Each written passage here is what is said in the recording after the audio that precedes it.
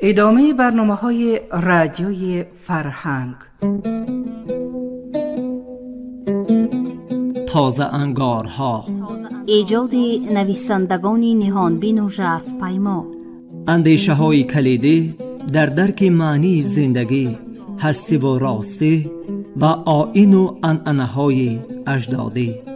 تازه انگارها، ظهور آفریده های نوین و بهین ادیبان فلک سیر از رادیوی فرهنگ.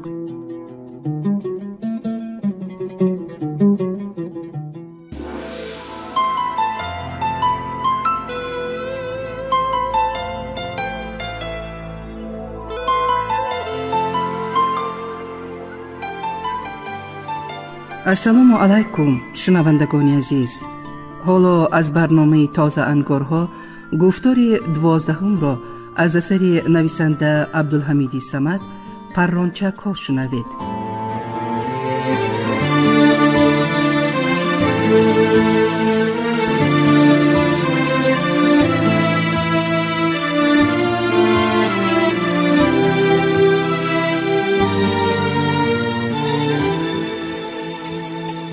راستش آن لحظه رنگ روی من پرید. آخر من همین سوال را از کی کم بد می بینم. همین موسفید هم به درد حرینه محل گرفتار بوده است. گفتم در دل و نگاهم را از روی نسیم برکندم. خواستم کتاب را پرسم و تیز برگردم، اما از بین صدای پیوسته خضره و نوده کلهای صدبرگ را بریدن دو کرد باز آواز موسفید به گوشم رسید. پسر، تو از کجا؟ خودم را دیگر داشته نتوانستم و مثل پفک یک باره کفیدم. از روی زمین بابا، از تاجیکستان. موسفید شاید این گپ‌ها را بسیار شنیده است که زرخنده کرد و با ملایمت گفت: این گپی معلوم پسر، حالا یگان آدم از آسمان نآمده است. بعد برای پهنی او تبسم زیبایی دمید. من معلم نیستم که ترسی. به با زادگاهت را بگو، گپ هست. آهنگ گفتار تمکین و برداشت موسفید مرا شکست داد. سراسیمه کرد، در خجالت مانم. 2 دهه به من زادگاه حساب می شود. گفتم عذرآمیز. کدامش را به شما گویم؟ به من فرق ندارد پسر. او اکنون قامتش را برداشته بروی من نگریست. نام هر 2 دهه را بگوی، باز بهتر. اول نام دهه خودمان را به زبان آوردم. بابای زنبور دم با پنجه شخشول پیشانی پرچینش را پلماسیده تبسم کنان گفت: از این دهه پسر 2 کس در یادم مانده است. یکتاش روزخان بود. اگر فراموش نکرده باشم نماز نام داشت. حالا مردی کلان شدگیست. چی کار میکند؟ آدم با آبرو، دیرکتری مکتب. بسیار نقص پسر. با افتخار ندا برآورد موسفید. آدمی با فراست و بدتمیز را به هر وظیفه مانند ضرر نمی آورد. نفعش هم به دولت می رسد و هم به خلق. کی که رفتی از نام من سلامش رسون. بابای زنبور دمی خاموش ماند. گمان کردم که وی نام شناسی دویومش را فراموش کرده است یا گفتن نمی خواهد. دویومش پسر، نهایت آواز برآورد باغبان. اگر خیشت هم باشد آدمی حلال نبود. نامش حسین غیب خان. خیشت نیست؟ باز خوبتر. از اون خیل آدمی پست همه بیزار. چی کار میکند؟ معلم است. موسفید ناباورانه به من دیده دوخت و نفسی وزنین کشید. از دست وی شاگردی حلال نمی براید. کارچالان، اغواگر، بیروی. هر سال حجت سپاری و امتحانهای قبول در دانشگاه ها آغاز یابد، وی مثل تارتنک در کوچه های شهر تار می تند. پایگاه دری معلم ها را آخرچه می کند. افتش هم بینوره.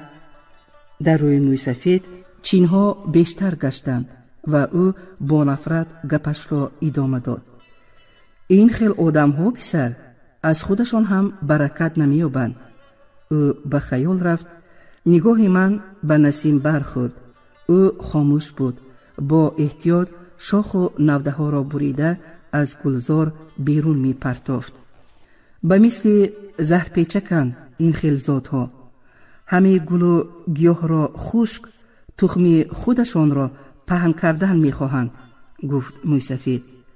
بابای زنبور نه تنها عمکی من بلکه اکثریت مردم چارباغ را خوب می شناخته است. به خانه بعضی آنها رفت و آمد هم داشته است. از این درگاه پسر آدم بسیار صاحب کسب می شود، لیکن خاک آنها هر خیل. آرامانه گفت موسفید و کمی به خیال رفت. سپس پرسید: صدور تاکسی هم از همین جا می شناسی؟ ها بله. وی هم 5 سال نان و نمکی دانشگاه را خورده دیپلم گرفت، لیکن معلمی نکرد. میدانی برای چی؟ او سوال آمیز برایم نگریست. نفسش کلان، اژدها برین، به ماهانه قناعت نمی کند. او بجای وی یگان آدم بالایقت می خواند 100 بار به بود. همین که به ماشینش سوار شدی نشان سری سینه‌اش را نمایش می دهد و لاف می زند که معلومات عالی دارد. صدقه معلومات شوی.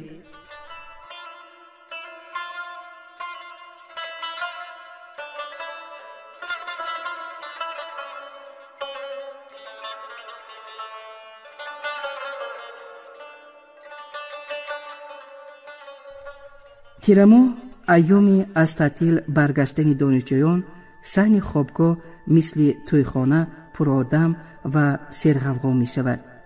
این روزها برای بابای زنبور گویا عید است.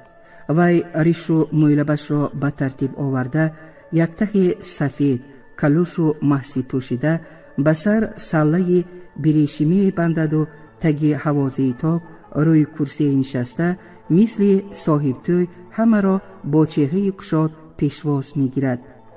3-4 قدم دورتر از او سگی پیر سیمک استاده پیوسته دم میلی کند. چشمان پیرانه سگ هم آن لحظه از دیدار شناسای دیرین می درخشند. سلام بابای زنبور، از دور ندا می کند چند کس. انا ما آمدیم. اوه سیمک بینید. سلام سیمک. خوش آمدید پسرانم. نور دیده تاج سر. چهره موسفید از نور خوشحالی می درخشد. او به عصایش تکیه کنان به استقبال جوانان برمی خیزد. به شما اینجا زیب ندارد. زیخ شدم. یادتان کردم. جوانان کولوار و جامدانهایشان را سراسیمه روی راه نهاده آغوش کشاده با احترام به پیرمرد وامی خورند. بچه های 90 بودند کو؟ گفت یکی از شوخ آموز علاوه کرد. دخترهای 90 چی خیل؟ همه نفس. در دل باباتان برای هر یکتان جای هست. او وزن جسته به پای صحتش بار کرده آیسته روی کرسی نشست. چهرهش را تبسمی بزیب فرا گرفت. بینم که هر کدام شما صحت و سلامت به درد و داغ برگشتید آسوده می شوم. خیر نفس استراحت کردید؟ پدر و مادر، خویش و تبار، کی زن گرفت؟ کی شوهر کرد؟ بچه ها زیرکانه به موسفید نگریسته هزل آموز پرسیدند. در حال به روی خط می گریدن بابا؟ نه، کسی به نصیبش صاحب شده باشد تمام بلب کلوخ مالیده می کرده. خیر به مال دیگرها چشم علا کردن از روی انصاف نیست. موسفید صدقاً خندید. جوانان پس سر خوریدند. ناگاه دختر یک جفت جوراب پامیری در دست از در خوابگاه برآمد و شادانه سوی نو آمدگان شتافت. او دخترها را به آغوش کشیده بوسید. به بچه ها سلام کرد. از خانه پیشت کردند که اینقدر بر وقت آمدی؟ هزل آمیز پرسید جوانی که نگاه حریصانش روی بزید پیستانهای بردمیده، قد و بست دلکش دخترک را می پلموسید. اینقدر خوشروی شده ای؟ حیرت آمیز گفت او و سرخ شد. چی؟ پیش بیزه بودم؟ با ایتاب پاسخ داد دخترک. در اینجا از پست دویدنت بس نبود که باز بدیها مکتوبی عاشقانه فرستاده ای؟ بابای زنبور را یاد کردم و 1 ساعت از شما پیش رسیدم. از برای ثواب این گپش بهتان است. باور نکنید. جوان سرحسابش گم امدادخواهانه به دیگران نگریست. کی من از پس این دختر دویدم؟ هر روز می دویدی. غالبانه گفت دختر و سوی موی سفید چشمک زد. انا بابای زنبور شاهید. راست؟ مرد باش پسر. چشمت گواهی می دهد که خود را جدی گرفته گفت پیرمرد. بابا من زن بچه کچ دارم. جوانی ساده نما به التجا در آمد. مبادا شما شاهد شوید و بلای دویم را به سرم بار کنید. اسب جوخور پسر از همه زیاد بیقرار می شود. بارشخند گفت موی سفید. اگر از بلای دویم بترسی به پیش پاد نگاه کرده بگرد. هر سحر از پس دخترها نتاز. خنده لحظه صحن خوابگاه را پر کرد و از بین این صدا آواز کنده کنده جوان ارنگ به گوش رسید. او من برای از درس دیر نماندن می تاختم. یک گپ گفتم و در بالا موندم کو؟ گپت نادرست برآمد پسر. گفتنی بودم که خوشرویتر شده است. انا مغزی گپ اکنون گفتی. گلندام جفتی جوراب را طرف بابای زنبور دراز کرد. این تحفه از بیبیم برای شما فرستاد. زمستان پوشید که پایتان راحت کند. موی سفید سراسیمه شد. رحمت دخترم. در چهره او هم خجالت هم ممنونیت نقش بست. همون جا هم غم من پیرکی را خوردی. آواز او کمی لرزید. جوراب زیبا بوده است. دستانی بیبید درد نبیند.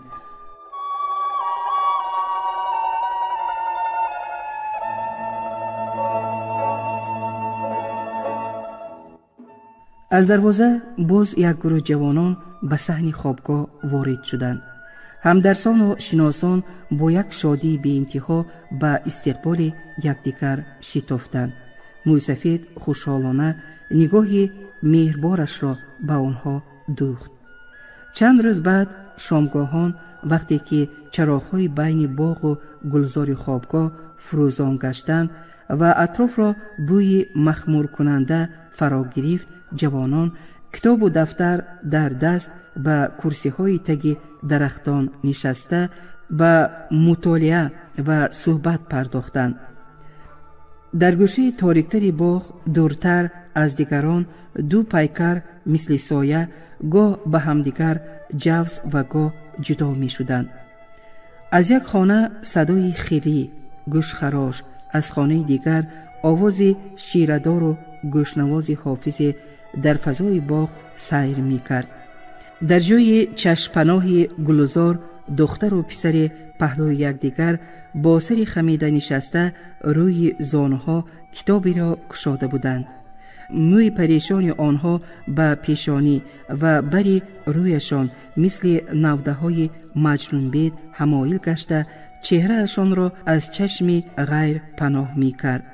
براستی پیکر آنها مثل 2 نهالک با هم پیچیده زیبا و اسرار انگیز بود. از همه پیش خاموشی بین گلزار و غزلخوانی چرچیرک خلالدار کرد.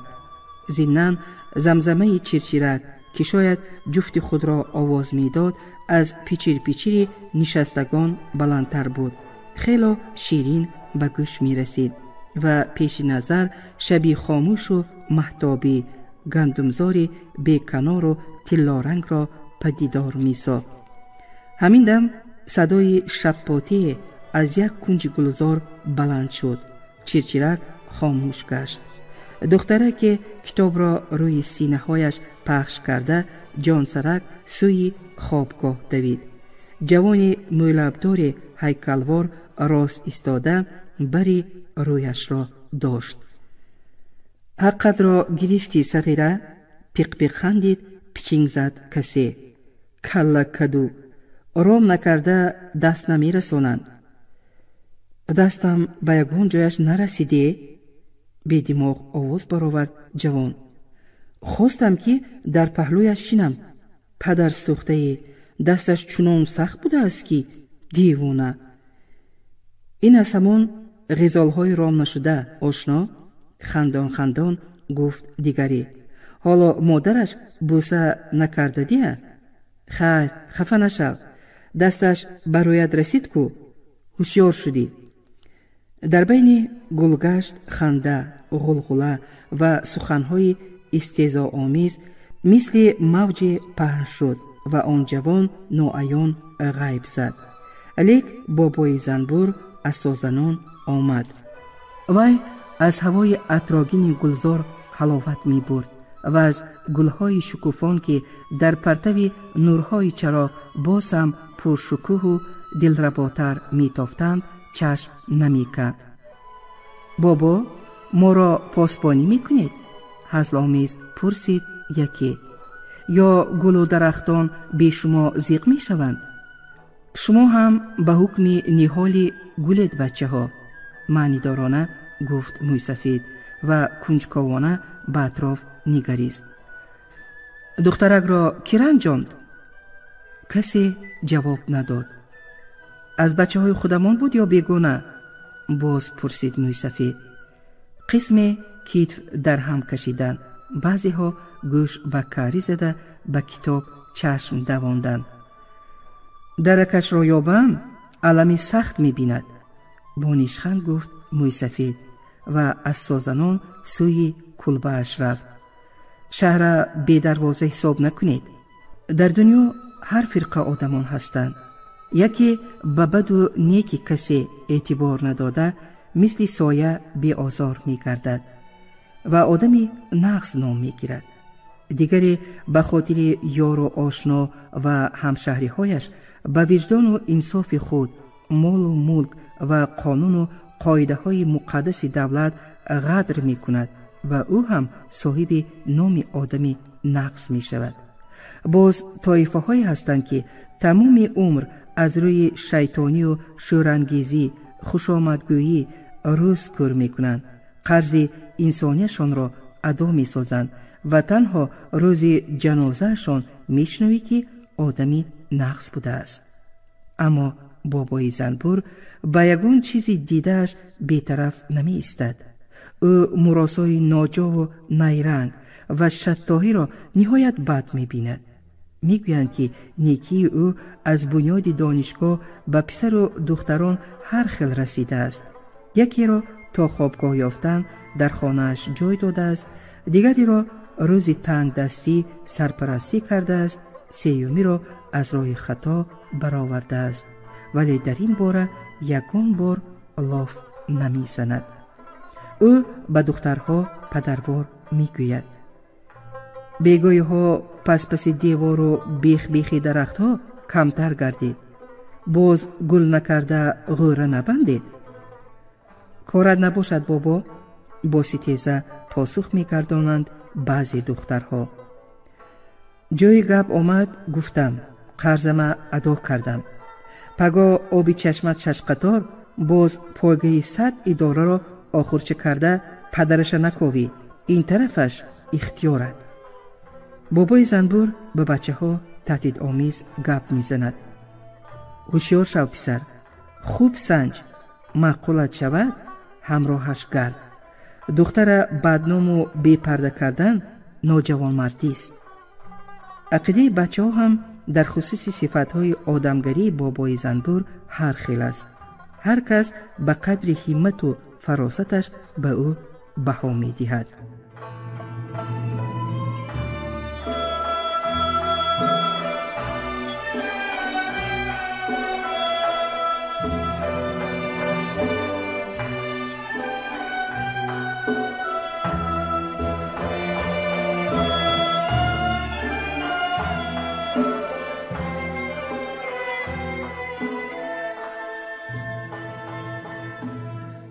نمیدانم که رحمتشاه کی از تماشای تلویزیون برگشته است. شیر یک نواخت باران که باد آن را از دریچه گشاده تیریزه در فضای خانه پهن می کرد، مثل نوازش و علای مادر مرا به خواب شیرین کشیده است. حتی چراغ را خاموش نکرده درون بستری گرم و نرم غنچه شده مرده بر این خوابیدم. یک وقت از صدای بیدار شده گمان کردم که نصف شب است. در حال به کت رحمتشاه نگریستم. وی روی جایگاه پهلو گشت. کت رحیم بیک و سهراب خالی بود. معلوم که شکارشان برار گرفته است و این شب هم مهمان قیس شدند. آواز نبرآورده از تیریزه به بیرون به آسمان چشم دواندم. باران نمی بارید. در پس تیریزه روشنی زرحلی شفق با مرام پهن می شد.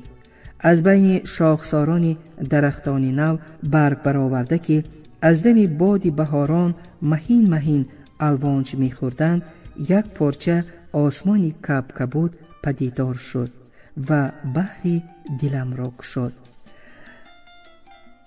از باد درا هوای رطوبتناک بوی زمین و علف به مشام می رسید. این دفعه در سختر کوفته شد. باز آواز نبرآوردم. هر کس باشد خودش باب شود، گفتم خیالان. آخر از هزل و نغمه های بیجان بعضی همدرسان دلگزان شدند. نصف شب وقتی که کس در خواب راحت است، ناگاه دست کتفت را می جنباند و آوازی به گوشت می رسد. با تلواسه از بالین سر می برداری. خوابی؟ می پرسد همان آواز. ها، چی گپ؟ هیچ گپ نی آشنا، بخواب، نقص بخواب. آواز استهزا آمیز این مراتبه از نزد در صدا می دهد. چشمت را مالیده می کشوی و می بینی که هیچ کس نیست. تنها کرپه بالای دیگر بچه ها ریزه ریزه می جنبد. اکنون می فهمی آنها به حال تباهت خندیدند. از قهر و علم نمی دانی که مشتت را به سر خودت بزنی یا به پای کت. ناعلاج نیمخیز شده به خنده آنها شریک می شوی، ولی خوابی راحت دیگر از چشمت می گریزد. چقدر شیرین و گواراست خوابی سحری یک شنبه.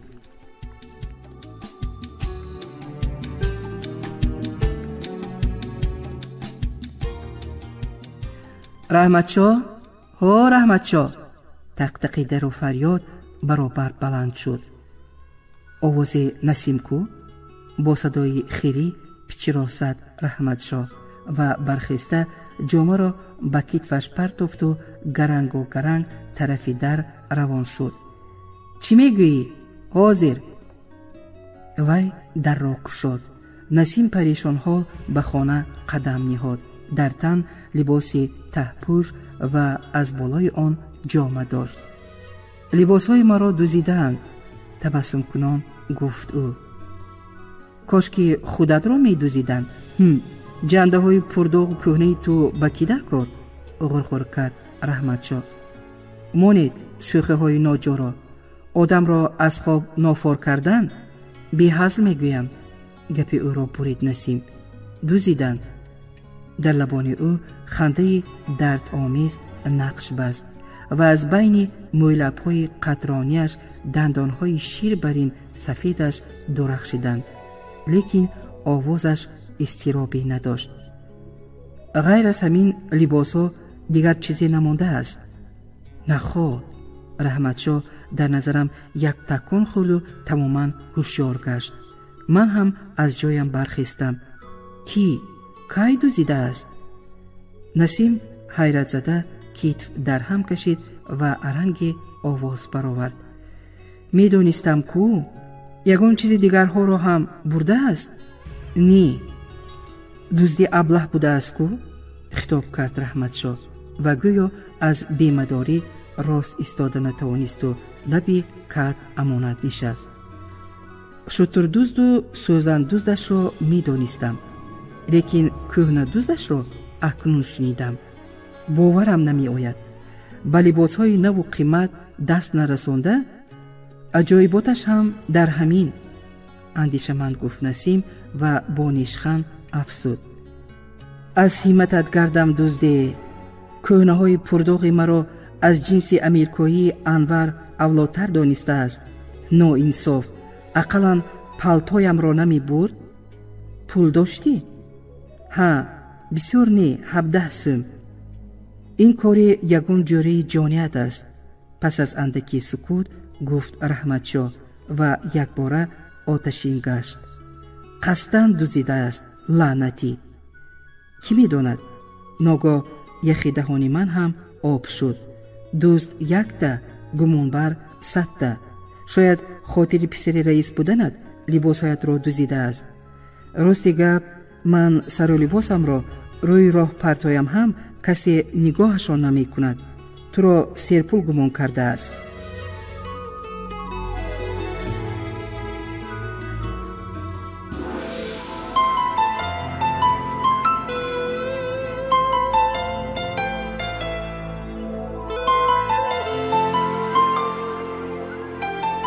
شما از برنامه تازه انگارها گفتار 12 را از اثر نویسنده عبدالحمید صمد پرانچک‌ها شنیدید. برنامه را اینها آماده نمودند: راوی قطبیه اکرامی، صدا بردار امام علی زیایف، کارگردان برنای نظام. تنصیحت و خانه آباد باشید.